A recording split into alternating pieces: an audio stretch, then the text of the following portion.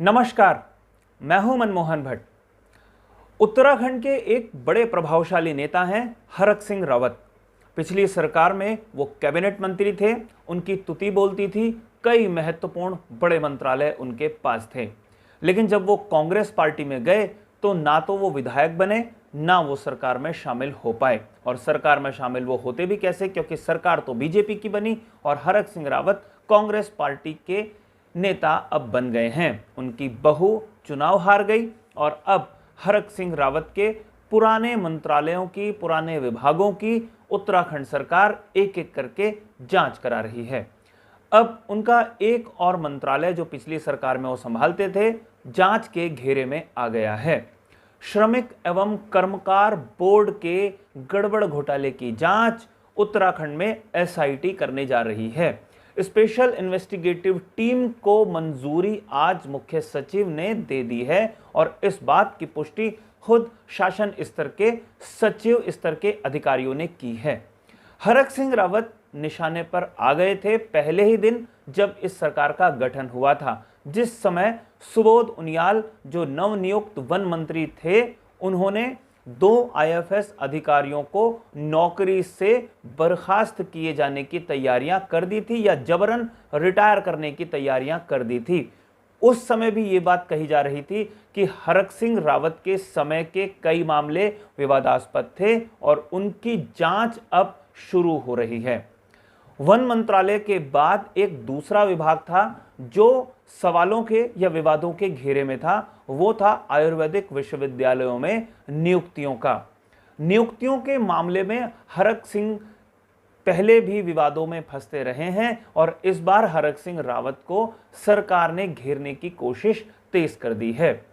आयुर्वेदिक विश्वविद्यालय में वैसे तो मृत्युंजय कुमार मिश्रा रजिस्ट्रार के पद पर जब थे, तो उनके द्वारा की गई नियुक्तियां भी विवादों के घेरे में थी।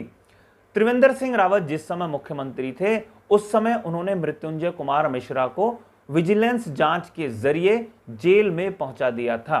लेकिन पिछली सरकार में मृत्युंजय कुमार मिश्रा सेटिंग करके बाहर निकल आए और एक बार फिर से आयुर्वेदिक विश्वविद्यालय में रजिस्ट्रार के पद पर उन्होंने तैनाती या बहाली अपनी करवा ली। इसके बाद कई लोग ये सवाल पूछने लगे कि क्या मृत्युंजय कुमार मिश्रा को आयुर्वेदिक विश्वविद्यालय में हरक सिंह रावत के खिलाफ सबूत इकट्ठा करने के लिए भेजा गया है या अपने ऊपर जो आरोप मृत्युंजय कुमार मिश्रा के ऊपर जो आरोप लगे हैं उसके सबूतों को मिटाने के लिए भेजा गया है। खैर, उनकी नियुक्ति, उनकी बहाली एक अलग प्रकरण है, लेकिन अब ताजा घटनाक्रम यह हुआ है कि जो श्रमिक एवं कर्मकार बोर्ड में गड़बड़ घोटाला पिछली सरकार के कार्यकाल के दौरान हुआ था, उन तमाम प्रकरणों की एसआईटी के जरिए जांच होने जा रही है। एसआईटी जो भी जांच करेगी, जो भी उसकी रिपोर्ट होगी, वो तो सार्वजनिक कब होगी मालूम नहीं, लेकिन खबर ये बताई जा रही है पर्दे के पीछे से कि हरक सिंह रावत के खिलाफ शिकंजा कसने की तैयारी बीजेपी सरकार कर रही है। क्योंकि हरक सिंह रावत बीजेपी छोड़कर कांग्रेस के पाले में शामिल हो गए थे, इसलिए हरक सिंह रावत निशाने पर हैं।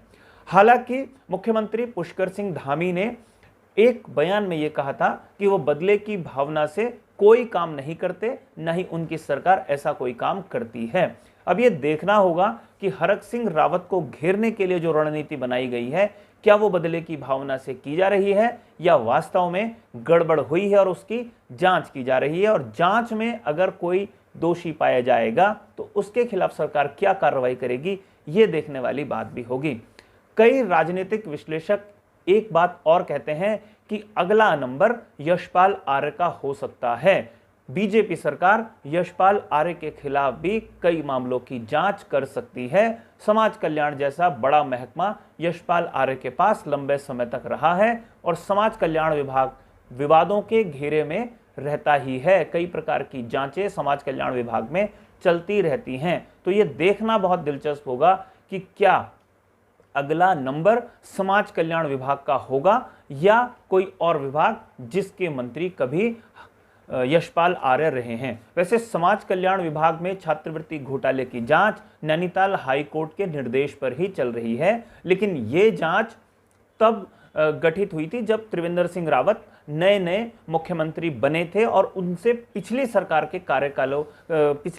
का जो कार्यकाल था उसमें गड़बड़ घोटाला हुआ था और उसकी जांच त्रिवेंद्र सरकार के समय से शुरू हुई थी। तो ये देखना अब बहुत दिलचस्प होगा कि किस किस का नाम किस किस गड़बड़ झाले में आने वाले दिनों में सामने आता है। खैर, अब देखना यह बहुत दिलचस्प होगा कि जिन जिन प्रकरणों की जांच धामी सरकार करा रही है उनमें वास्तविकता क्या है और क्या सच्चाई निकल कर आती है। अगर दोषी कुछ लोग पाए जाते हैं तो उनके खिलाफ सरकार क्या कार्रवाई करेगी, ये देखने वाली बात सबसे ज्यादा महत्वपूर्ण होगी। साथियों, आज की इस रिपोर्ट में फिलहाल इतना ही। अगली रिपोर्ट में एक बार आपसे फिर मुलाकात होगी, लेकिन जाने से पहले हमेशा की तरह दो विशेष आग्रह। अगर आपको ये रिपोर्ट पसंद आई हो तो इसे लाइक कीजिए, इसे शेयर करके अपने मित्रों तक जरूर पहुंचाइए। और अगर आपने अभी तक इस चैनल को सब्सक्राइब नहीं किया है तो इस चैनल को भी आप सब्सक्राइब जरूर कर लीजिए। नमस्कार।